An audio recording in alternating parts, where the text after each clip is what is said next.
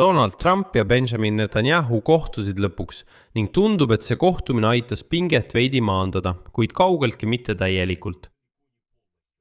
28. juulil toimus Valge Maja ovaalkabinetis USA presidendi Donald Trumpi ja Iisraeli peaministri Benjamin Netanyahu kohtumine. Ametlikult oli see liitlasriigi tavapärane visiit, kuid sisuliselt oli see kahe liidri esimene isiklik kohtumine pärast 28. veebruari, mil nad ühiselt alustasid sõda Iraani vastu. Mõelge järel, kogu Iraani vastase sõja vältel ei olnud nad isiklikult kohtunud. Viimase 5 kuu jooksul on sõjas juba palju muutunud. Sõda, mille lubati paari nädalaga lõpetada, on veninud. Trumpi ja Netanyahu suhted on märgatavalt jahtunud. Ja nende erimeelsused on jõudnud avalikkuse ette. Selle kohtumise tähtsus seisneb selles, et see toimub ajal, mil USA ja Iisrael näevad olukorda täiesti erinevalt. Kuidas ja mil viisil Iraani vastu peetavat sõda lõpetada? Selles saates analüüsime, mida on teada Donald Trumpi ja Benjamin Netanyahu isikliku kohtumise tulemustest. Mida kirjutavad Iisraeli ja Ameerika meediaväljaanded ning miks jälgib seda kohtumist tähelepanelikult Donald Trumpi toetajate parem tiib. Minu nimi on Aleksei Betši, arutame seda teemat koos. Aga enne kui alustame, palun tellige see YouTube'i kanal. Tellige kindlasti ära. Me liigume 300 000 tellijani. Seega olen tänulik iga teie tellimuse eest. Niisiis, Valge Maja andmetel algas kohtumine kell 11.03 idaaja järgi. Kohe pärast Trumpi ja Zelenski kohtumist ning kestis umbes 1,5 tundi. Netanyahu, nagu märgime näiteks siin, Al Jazeera, sisenes Valgesse Majja läbi läändiiva küljeukse ilma piduliku osata. Läbirääkimised toimusid suletud uste taga ilma ajakirjanduseta, nagu ka Zelenski ja Trumpi kohtumisel. Nagu ma ütlesin eelmises saates, ilmselgelt otsustati siin Valges Majas need kohtumised teha kinnisteks, et mitte juhtida tähelepanu tänaselt sündmuselt kõrvale. Eriti lahkunud senaatori Lindsey Grahami ärasaatmistseremoonialt. Lisaks juhtidele endile viibis ovaalkabinetis, otsustades Netanyahu kantselei poolt levitatud fotode põhjal, viibisid ka USA asepresident J.D. Vance, välisminister Mark Rubio ja kaitseminister Pete Hegseth. Muide, see kolmik on väga kõnekas. Ametlikud hinnangud tulemustele on tagasihoidlikult positiivsed, ütleme nii. Valge Maja pressiesindaja Caroline Leavitt kirjutas sotsiaalvõrgustikus X ühe postitusega lühidalt järgmist. President Trump lõpetas oma kohtumised ovaalkabinetis president Zelenski ja peaminister Netanyahuga. Mõlemad kohtumised olid positiivsed ja tulemuslikud. Punkt. Ja pärast seda Iisraeli ametnik, kes on kursis läbirääkimiste käiguga, kordas seda hinnangut CNN-ile antud kommentaaris, nimetades kohtumist, tsitaat, väga positiivseks, mis toimus heas õhkkonnas koos administratsiooni vanagliikmetega. Ei Valge Maja ega peaminister Netanyahu kantselei avalikusta nende läbirääkimiste sisulisi detaile. CNN-i andmetel arutasid pooled sõda Iraanis, läbirääkimiste kungu Liibanoniga ja Abrahami lepingute laiendamist Saudi Araabiaga. Siin on oluline mõista, miks üldse. Seda Trumpi ja Netanyahu kohtumist kirjeldati kui potentsiaalselt pingelist.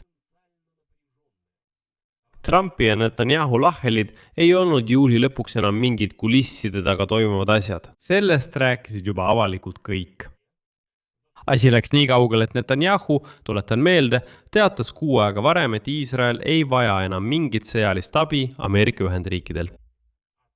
Ja Trump teatas täna sõna otseses mõttes, et tal ei ole vaja mingeid andmeid Iisraeli poolt, et näiteks rünnata. Kirhimägi Iraanis. Mõni tund enne läbirääkimise andis Trump Fox Newsi eetris mõista, et suhtub Iisraeli peaministri seisukohta väga skeptiliselt. Kui jutt läks sellele, et Netanyahu kavatseb esitada Ameerika presidendile Iisraeli luureandmeid Iraani maa-aluse tuumarajatise kohta, mida nimetatakse Kirhimäeks. Trump vastas, tsiteerin, mul ei ole vaja, et Bibi mulle seda räägiks. Me saame ise hakkama. Veel varem kommenteerides erimeelsusi Iraani küsimuses, Trump sõnastas need nii.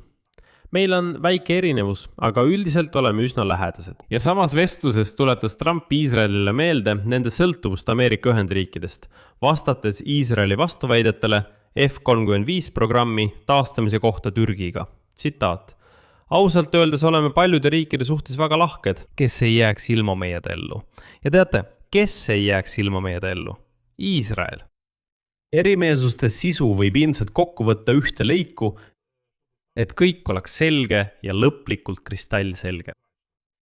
Netanyahu on algusest peale toetanud sõjaliste operatsioonide jätkamist Iraani ja tema liitlase Hezbollah vastu Liibanonis, kuid ta tõrjuti tagaplaanile pärast seda, kui Trump hakkas Teheraniga kokkulepet otsima. Just Netanyahu veenis veebruaris Donald Trumpi, et on saabunud aeg Iraanis režiimi vahetada. Ja 5 kuud hiljem pole sõda veel lõppenud ja Iraani režiimi Karm Tib, vastupidi, on oma positsioone tugevdanud. Ja mindist kapituleerumisest pole praegu juttugi. Ja Trump on sellepärast Netanyahu peale avalikult vihane. Kuidas hindavad kohtumist Iisraeli meediad? Siin on eraldi ja väga kõnekas teema. Toon vaid paar tsitaati. Selle kohtumise toon teeb märgatavalt murelikuks. See on isegi ametlikust toonist Iisraeli meedias murelikum. Näiteks poliitanalüütik Amit Sigal kirjutas ajalehes Iisrael Hayom järgmist. Ameeriklased annavad iisraellastele mõista, et sõda peavad just nemad. Kõigil on selge, et Iisrael on pandud tagumisele istmele. Veel teravamalt väljendus ajalehe Maarju kolumnist Ben Caspit. Ja ta kirjutab järgmist. Me kaotasime Ameerika. Aitäh, Bibi. Jutt käib arusaamast, et Iisrael on sõjas kaotanud initsiatiivi, mille ta tegelikult ise algatas, ja et tema mõju Washingtoni otsustele väheneb. Lisataustaks on Associated Pressi küsitluse andmed, mis avaldati varem, juulis, vaid nädal tagasi. Ameerika täiskasvanute seas on märgata Iisraeli toetuse märgatavat langust. Tegelikult enam Iisraeli ei toeta. Aga, kui olla aus, siis sisepoliitiline kontekst suurendab mõlema haavatavust. Nii Donald Trumpi kui ka Benjamini Netanyahu. Netanyahu läheb sel sügisel uuesti valimistele ja tema olukorda raskendab muu hulgas ka suhete halvenemine Trumpiga. Trump on omakorda surve all ebapopulaarse sõja tõttu, mis on andnud majandusele hoobi ja tõstnud hindu vahetult enne vahevalimisi kongressi. See tähendab, et mõlemale juhile oli see kohtumine vajalik pigem avalikuks demonstratsiooniks kui läbimurdeks, et suhted, kuigi mitte sujuvad, on siiski kindlad kontrolli all.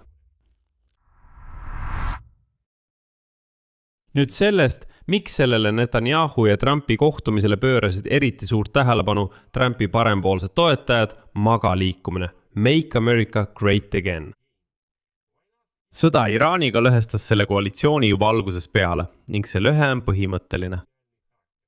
Märkimisväärne osa mõjukatest parempoolsetest kommentaatoritest on isolatsionistid, kes usuvad, et valijad toetasid Trumpi just selle lubaduse pärast, et mingil juhul ei tõmmata Ameerika Ühendriike võõrastesse sõdadesse, mitte alustada uusi sõdu ja lõpetada võimalikult palju sõdu kogu maailmas ja üldiselt keskenduda lõpuks ainult Ameerika siseküsimustele. Et pole üldse vaja vaadata, mis maailmas toimub.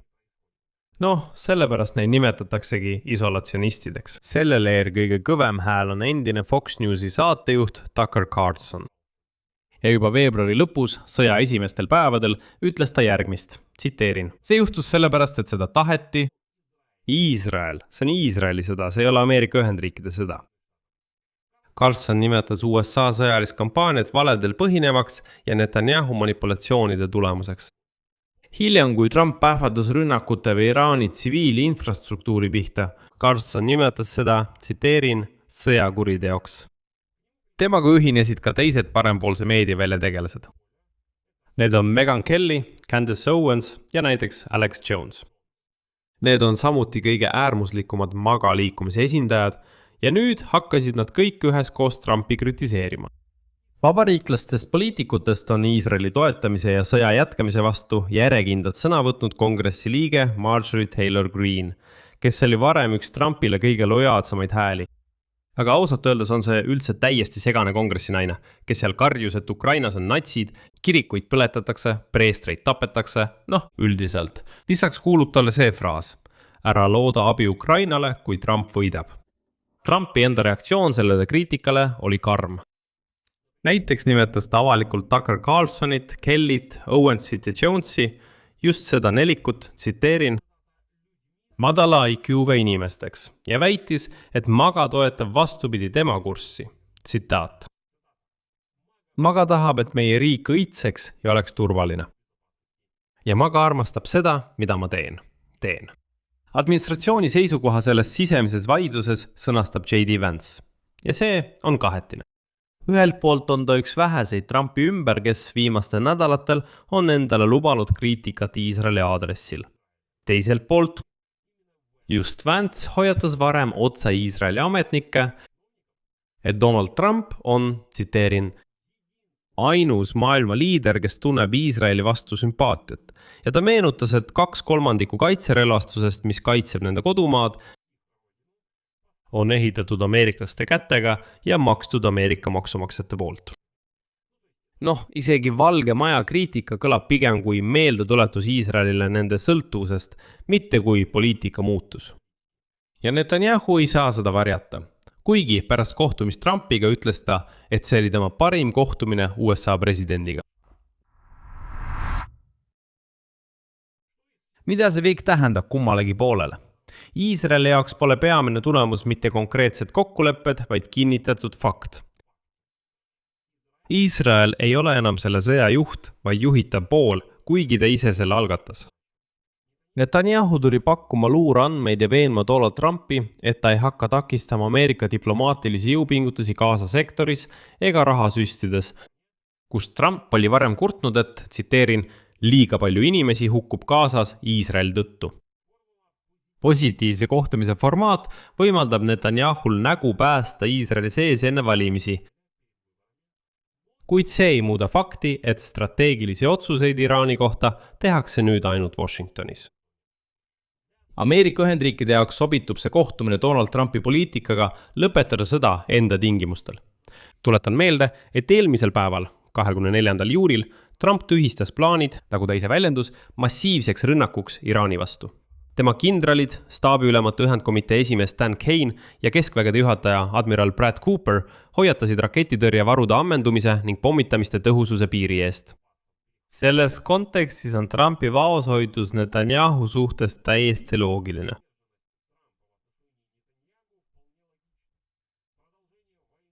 Sõja jätkamine on Iisraeli huvides, kuid see on vastuolus nii Ameerika Ühendriikide sõjaliste võimalustega kui ka Trumpi sisepoliitiliste kuludega.